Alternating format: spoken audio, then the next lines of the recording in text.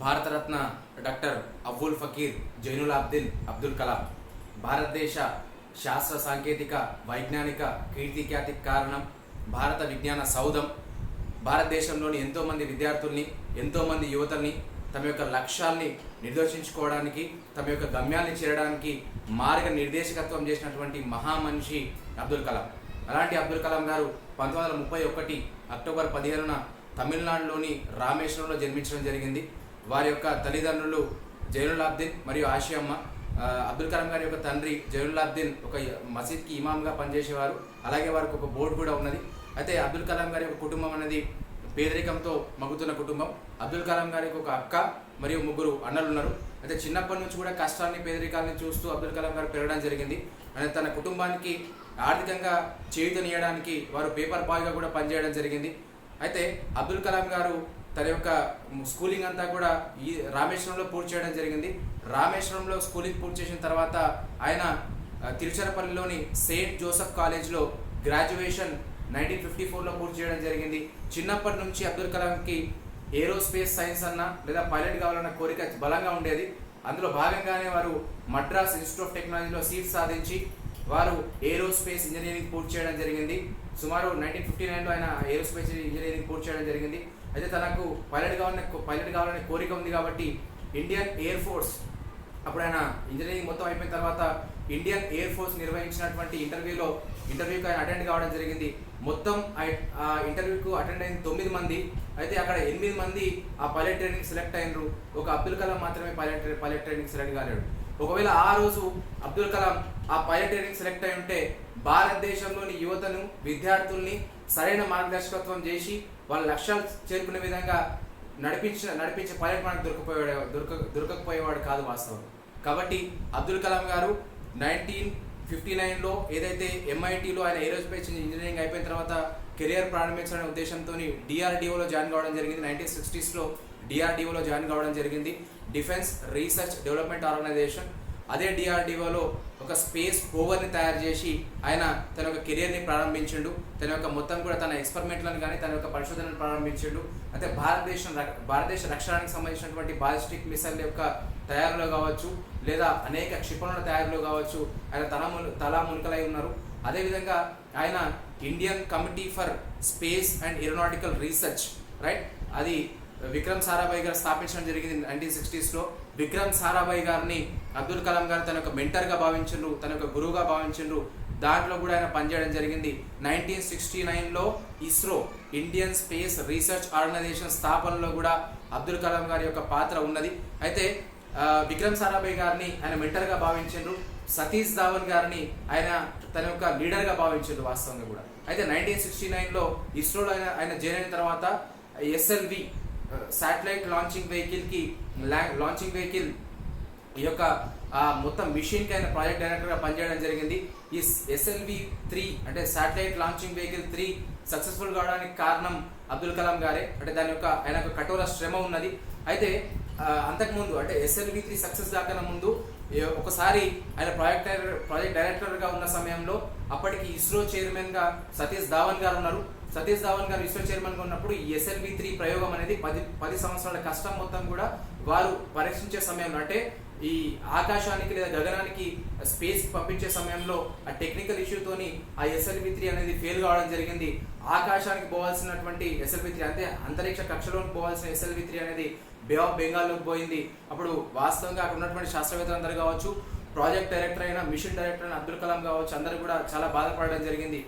ఆ సమయంలో ఆయన చాలాసార్లు ఎక్కడ ప్రసంగాలు ఇచ్చినా కూడా ఈ సంఘటనలు చాలాసార్లు గుర్తు చేయడం జరిగింది. అంటే లీడర్ ఏ విధంగా ఉండాలనేది ఆయన గుర్తు చేయడం జరిగింది. అప్పటి ఇస్రో చైర్మన్ అయిన సతీష్ ధావన్ గారు అందరూ బాధపడుతున్న సమయంలో, దేశమంతా ఒక ఉత్సుకతతో చూస్తున్న సమయంలో సతీష్ ధావన్ గారు అప్పుడు ప్రెస్ మీట్ పెట్టి, మేము చేసినటువంటి ఈ ప్రయోగం ఫెయిల్ అయిపోయింది, కానీ ఖచ్చితంగా ఇంకో సంవత్సరంలో మేము దీన్ని సక్సెస్ చేసి చూపిస్తామని చెప్పడం జరిగింది. అప్పుడు ఆ ఉదాహరణ తీసుకుని అబ్దుల్ కలాం గారు ఒకటే చెప్పడం జరిగింది, లీడర్ అనేవారు ఎవరైతే ఉన్నారో, లీడర్ అనేవారు తన యొక్క టీం యొక్క ఓటమిని తను భరించాలి, తన గెలుపుని టీంకి అంతా కూడా అంకితం చేయాలని చెప్పడం జరిగింది.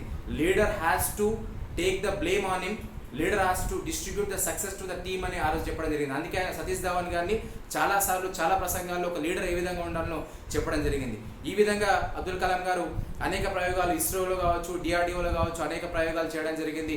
పోలార్ అంటే ఎస్ఎల్వి యొక్క సక్సెస్కి, శాటిలైట్ లాంచింగ్ వెహికల్ సక్సెస్కి, తర్వాత 1980s రోహిణి శాటిలైట్ ఏదైతున్నదో, రోహిణి ఉపగ్రహం ఏదైతున్నదో అది అంతరిక్ష కక్షలోకి ప్రవేశపెట్టడంలో కూడా ఆయన యొక్క పాత్ర అమోఘం.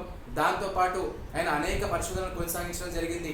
ఈ శాస్త్ర సాంకేతిక రంగంలో ఆయన తన పరిశోధనలు కొనసాగిస్తూ కూడా మొత్తం భారతదేశంలోని యువతను, భారతదేశంలోని విద్యార్థులను ఆయన మోటివేట్ చేస్తూ వాళ్ళని సరైన గమ్యం వైపు, సరైన లక్ష్యం వైపు, అంటే భారతదేశాన్ని ఒక వైజ్ఞానిక భారతంగా, ఒక విజ్ఞాన భారతంగా తయారు చేసే లక్ష్యంతో ఆయన అనేక కాలేజీలలో కావచ్చు, అనేక యూనివర్సిటీలలో కావచ్చు అనేక వేదికలపైన ప్రసంగాలు ఇవ్వడం జరిగింది. విద్యార్థుల్ని చైతన్యపరచడం జరిగింది, వారిని ఇన్స్పైర్ చేయడం జరిగింది.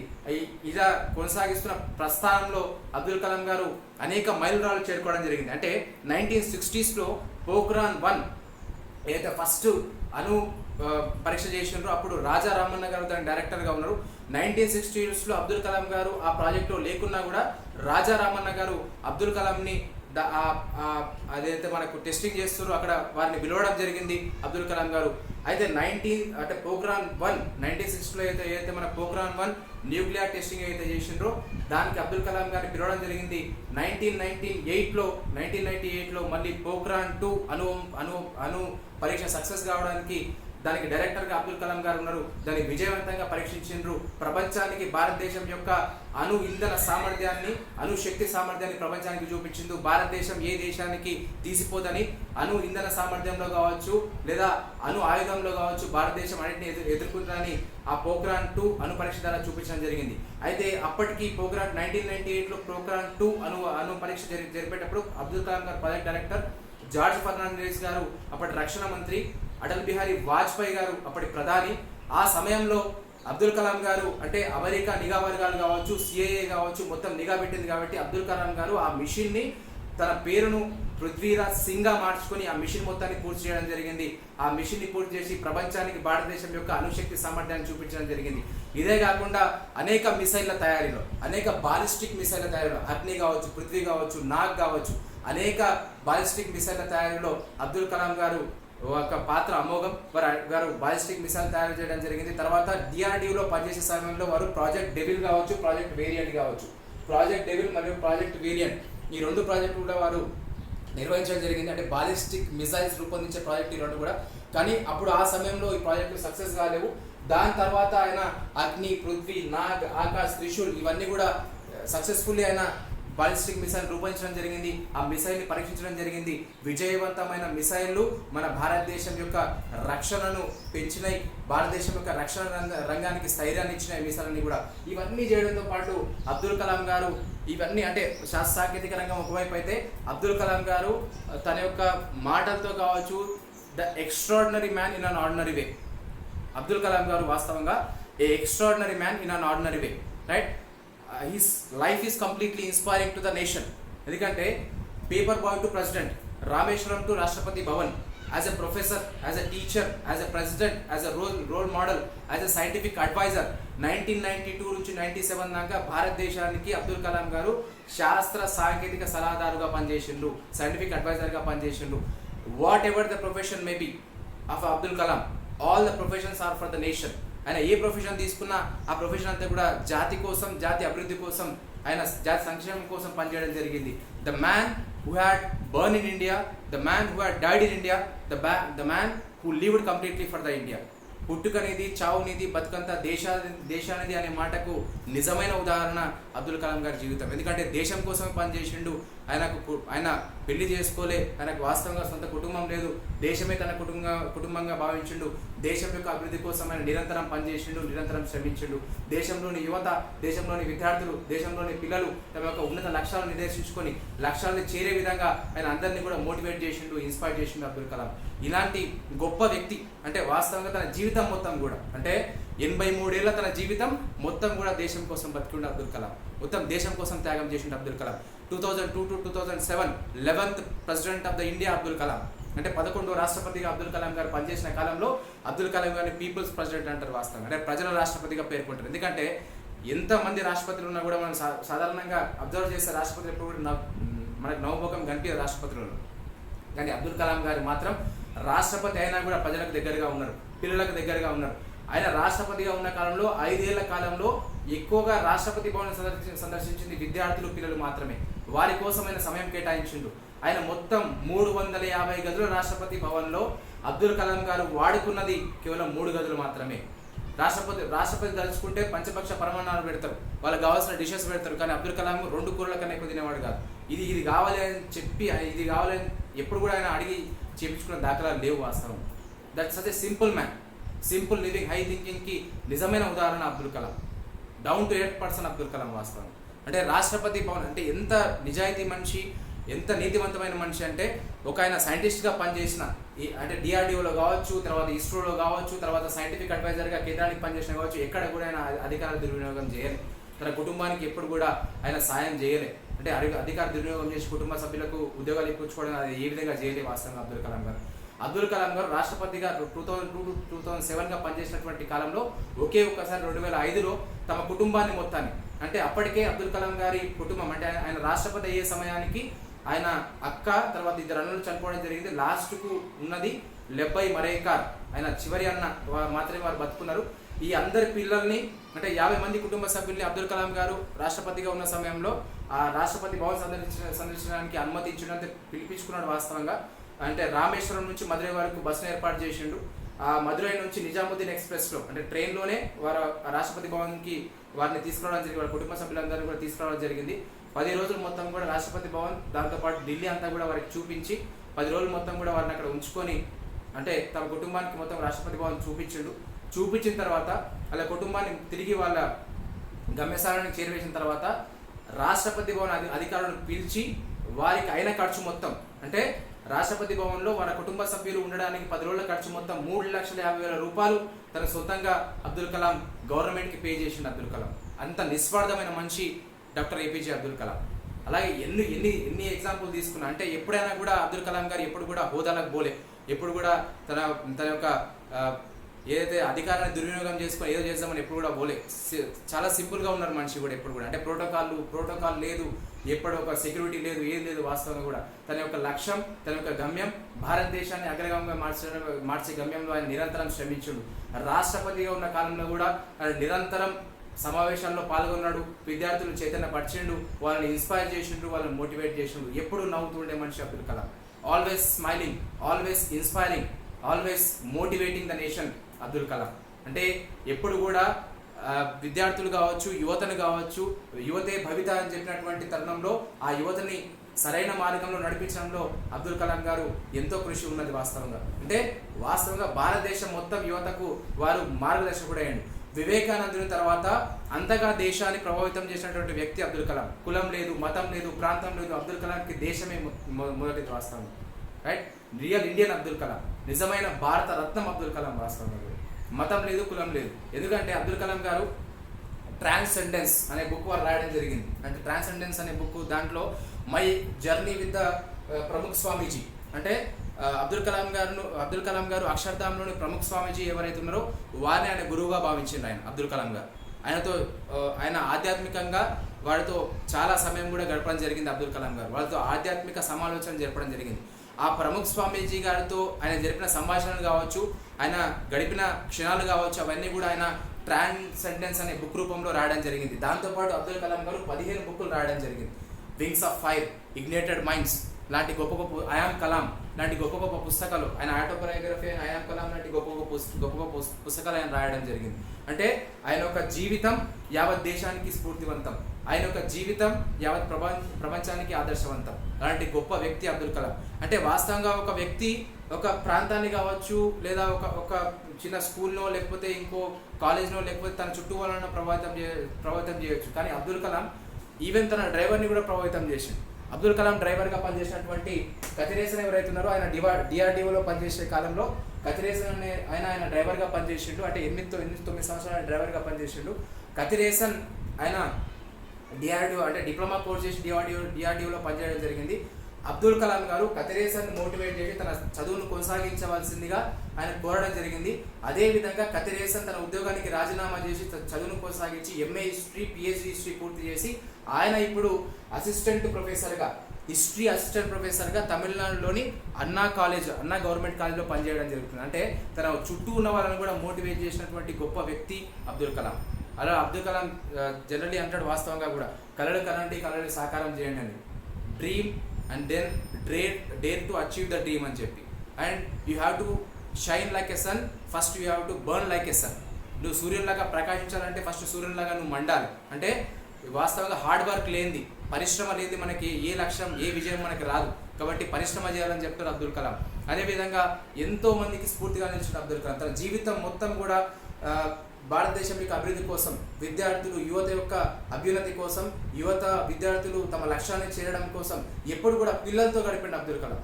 భారతదేశం మొత్తం వాస్తవంగా కూడా పిల్లలకు ప్రేమవంతమైన అబ్దుల్ కలాంగా ఉన్నాడు అబ్దుల్ కలాం. ఎందుకంటే పిల్లల్ని స్ఫూర్తివంతం చేసిండు, పిల్లల్ని ఇన్స్పైర్ చేసిండు అబ్దుల్ కలాం. ఎప్పుడు కూడా నవ్వుతున్నాడు. Such a great man. అంటే వాస్తవంగా ప్రొఫెసర్ ఉంటేనే ఒక గవర్నమెంట్ జాబ్ ఉంటేనే ఎంతో పెద్ద టాపికాలకు పోతారు, కానీ ఆయన సైంటిస్ట్గా ఉన్నాడు, ప్రెసిడెంట్గా ఉన్నాడు, తర్వాత సైంటిఫిక్ అడ్వైజర్గా ఉన్నాడు, ప్రొఫెసర్గా ఉన్నాడు. ఇన్ని ఉన్నా కూడా ఆయన ఎప్పుడు కూడా సింపుల్గా ఉన్నాడు తప్ప ఎవరిని చేయలేదు. ఏ వేదికలకు పోయినా కూడా సింపుల్ చీరల్లో కూర్చున్నాడు అబ్దుల్ కలాం. నాకు ఇది కావాలి, అది కావాలని ఎప్పుడు అనలే అబ్దుల్ కలాం. ఇలాంటి స్ఫూర్తివంతమైన జీవితం భారతదేశానికి అవసరం. ఇలాంటి స్ఫూర్తివంతమైన వ్యక్తి యొక్క జీవితం అందరికీ తెలవాల్సిన అవసరం ఉన్నది. అలాంటి అబ్దుల్ కలాం జీవితం మనకు ఆదర్శం. అలాంటి అబ్దుల్ కలాం అయితే ఇన్ని చేస్తున్నటువంటి, అంటే తన జీవితం అంతా కూడా దేశాభివృద్ధి కోసం, దేశం యొక్క సంక్షేమం కోసం అబ్దుల్ కలాం చేసిండు. అయితే తన జీతం కూడా తిరిగి మళ్ళా స్వచ్ఛంద సంస్థలు నెలకొల్పాడు. తన రాష్ట్రపతిగా ఉన్న కాలంలో providing amenities for the rural areas, పురా అనే సంస్థను ఏర్పాటు చేసిండు. ఈ పురా అనే సంస్థను ఏర్పాటు చేసి అబ్దుల్ కలాం గారు తన జీతాన్ని, రాష్ట్రపతిగా ఉన్న సమయంలో తన జీతాన్ని దీనికి ఇచ్చి గ్రామీణ భారతం యొక్క అభివృద్ధికి తోడ్పడిండు అబ్దుల్ కలాం. అలాగే మరైకర్, తన అన్న ఎవరైతే లెబ్బైర్ మరైకర్ ఉన్నారో ఆయన చైర్మన్గా అబ్దుల్ కలాం ఫౌండేషన్ స్థాపించిండు. దాంతో కూడా ఆయన చారిటీ ప్రోగ్రామ్స్ చేసిండు. అయితే అబ్దుల్ కలాం గారికి రాష్ట్రపతి భవన్ని సోలరైజ్ చేయడం అనే ఒక కళ ఉండే. తర్వాత తన ఇల్లు రామేశ్వరంలో తన ఇల్లు ఏదైతే తన ఇంటిని కూడా సోలరైజేషన్ చేసుకుందాం అనుకున్నా, కానీ మొత్తం వీలు కాలి, అప్పటికైనా చనిపోవడం జరిగింది. అబ్దుల్ కలాం గారి చివరి కోరిక ఏమన్నా తన అన్న యొక్క 100వ పుట్టినరోజు ఘనంగా చేద్దాం అనుకున్నాడు. కానీ తన అన్న 97 సంవత్సరాలు ఉన్నప్పుడే అబ్దుల్ కలాం గారు 83వ ఏటన చనిపోవడం జరిగింది. తన జీవితం మొత్తం కూడా దేశానికి అంకితం చేసిండు. తన సర్వస్వం మొత్తం కూడా దేశానికి త్యాగం చేసిండు అబ్దుల్ కలాం. అలాంటి గొప్ప వ్యక్తిని స్మరించుకోవాల్సిన అవసరం, గుర్తుపెట్టుకోవాల్సిన అవసరం, తన యొక్క జీవితాన్ని భవిష్యత్ తరాలకు అందవేయాల్సిన అవసరం కూడా మనకున్నది. అలాగే ఆయన వాస్తవంగా అంటే ఇక్కడ శాస్త్ర సాంకేతిక రంగంలో కావచ్చు, ప్రజలకు కూడా చాలా దగ్గరగా ఉన్న మంత్రి. అంటే ప్రజలు ఎదుర్కొంటున్న బాధలను కూడా ఆయన చూసిండు వాస్తవంగా. అప్పటి ఫేమస్ కార్డియాలజిస్ట్ సోమరాజు గారు ఎవరైతున్నారో, సోమరాజు గారితో కలిసి ఆయన కలాం రాజు స్టంట్ ఆయన రూపొందించడం జరిగింది. ఎందుకంటే అప్పుడు గుండెకేసే స్టంట్ ఏదైతుందో, గుండెకేసే స్టంట్ అప్పుడు చాలా కాస్ట్లీ, 30,000 నుంచి 40,000 ఉన్నాయి. కాబట్టి పేదవారు ఆ స్టంట్ వేయించుకోవాలంటే ఇబ్బంది ఉన్నది. కాబట్టి ఆయన సోమరాజు గారి యొక్క సలహాలు సూచనలు తీసుకొని ఇద్దరు కలిసి కలాం రాజు స్టంట్ అని చెప్పి తక్కువ ఖర్చుకే స్టంట్ రూపొందించడం జరిగింది.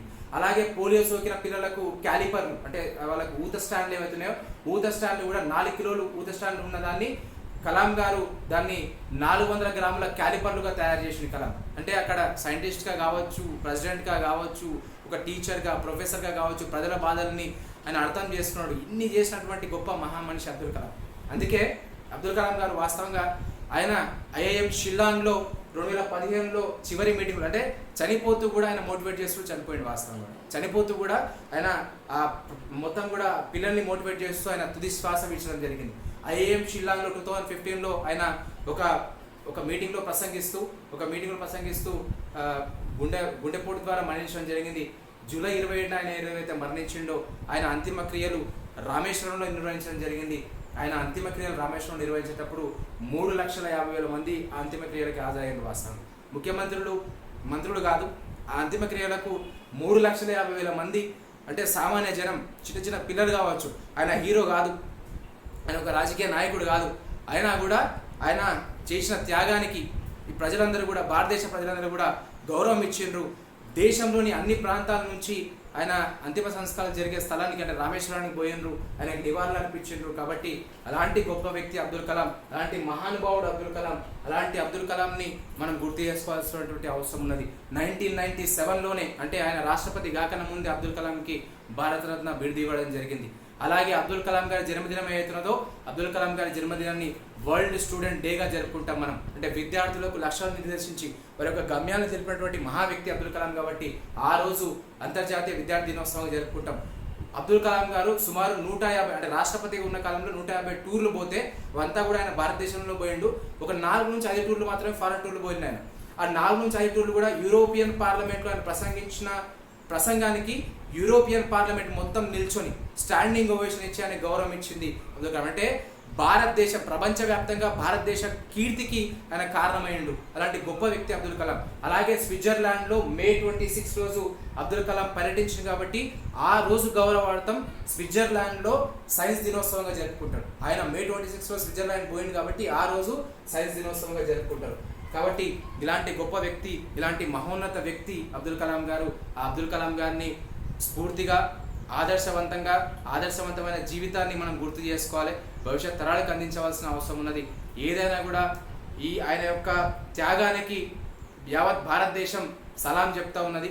ఆయన యొక్క అంకిత భావానికి యావత్ భారతదేశం గులామైంది కాబట్టి అబ్దుల్ కలాం గారు ఇప్పటికీ కాదు ఎప్పటికి కూడా ఆయన విజన్, ఆయన మిషన్ ఏదైతున్నదో man made mission for the empowered nation. Abdul Kalam is an man made mission for the empowered nation. కాబట్టి భగత్ సింగ్ బాట, వివేకానందుని మాట, అబ్దుల్ కలాం అంకిత బాట ఇవన్నీ యువ నవ భారత నిర్మాణానికి బంగారు బాట. కాబట్టి ఇలాంటి గొప్ప వ్యక్తులను కూడా మనం స్మరించుకోవాల్సిన అవసరం ఉన్నది.